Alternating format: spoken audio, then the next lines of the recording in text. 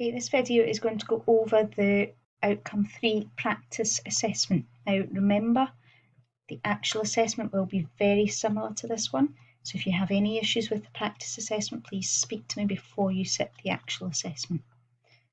Okay, first question then. Want to use the table below to convert 236 miles per hour into kilometres per hour. Okay, now what I would be tempted to do is take that 1 mile per hour is 1.6 kilometres per hour, so that 236 must be 236 times that. But for this assessment, we're going to do this slightly differently. We're going to break it down instead. So that 236 is going to be made up of a 200, a 30, and a 6. So there's my 200, there's my 30, and there's my 6. And we're going to add the different amounts together. So for 200 it's 321.9, for 30 it's 48.27, and for 6 it's 9.65. And we're going to add them together. You can use your calculator, of course. I'll do it without since I've set it up nicely.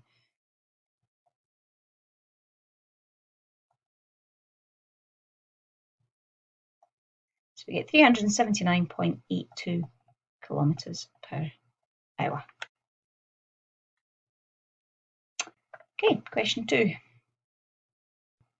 Question 2 then is looking at a line graph, and this line graph shows the length and weight of a wire. And we're going to use the straight line to estimate the weight of a wire of length 450 millimetres. So the length of our wire is 450 millimetres, which is exactly halfway between the 400 and the 500. Check you're on the right axis. We're looking here for length of wire, the right one, so 450 here. I want to know what the weight would be, so I go up the line, and from the line I go across to my axes. I'm not very good at drawing straight lines on this.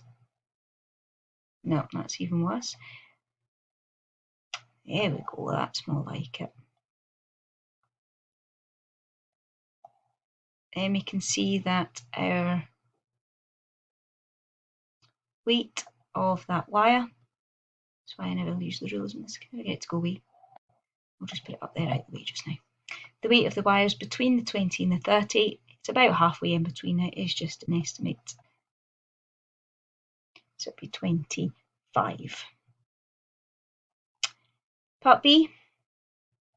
This time we want to use the line to estimate the length of a wire that has a weight of 50. So here's my 50 here. So I can go along that line that I've got, and it reaches the line just about there. And if I come down, it's just slightly more than the 900. Maybe about 910, 920. Let's go for 920 millimetres. Okay, question 3.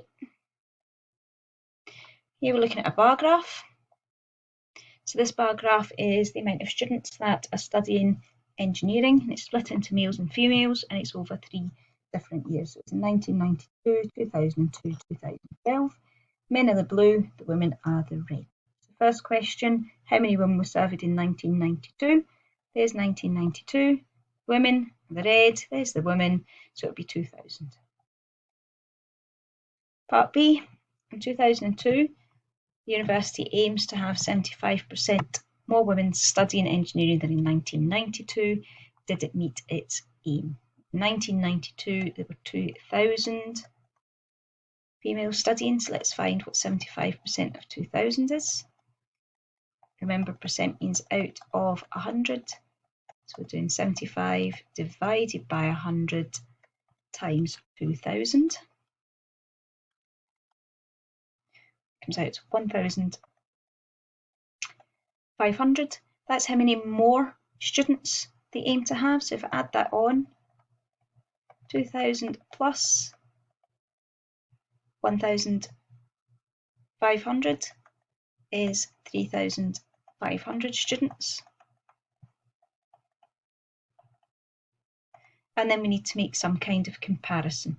So we've got 3,500 students, that was our aim to get 3,500 women by 2002. By 2002, we have 4,000 students, so they have exceeded their aim. So did it meet its aim? Yes, as it needed 3,500 students, or I should say female students, since it's asking about the females only, and there were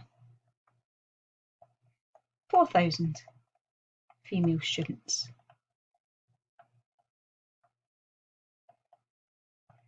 In 2002.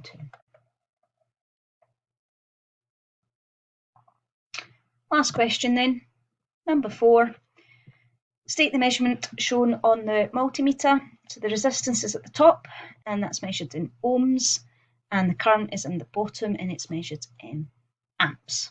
Okay, so looking at the scale on the top then, here that's been split up for us. We've got a 1, 2, then it stops and goes up to 5, then 10, but each of these little ones in between, that would be 3, 4, 5, and so on. Okay, so we're in between 10 and 20, but each of these little ones is 1. The scale shrinks slightly, but let's just check it. That would be 10, 11, 12, 13, 14, 15, 16, 17, 18, 19, 20. So here it would be 10, 11, 12. So it would be 12 ohms. And the bottom one, the amps, is this one here. We're going from this side this time. Here, slightly different scale. We've gone from 0 to 2, and then we're counting the gaps, not the lines, in 1, 2, 3, 4, 5, 6, 7, 8, 9, 10 gaps. So 2 divided by 10 is 0.2. Each line is worth 0.2. When we're going from here, this one would be 6. 6 has just disappeared for some reason. Just following that pattern, 0, 2, 4, 6, 8, 10. So that would be 6. It's one line after that, so that would be 6.2 amps. Okay, like I said at the beginning, any issues, please let me know.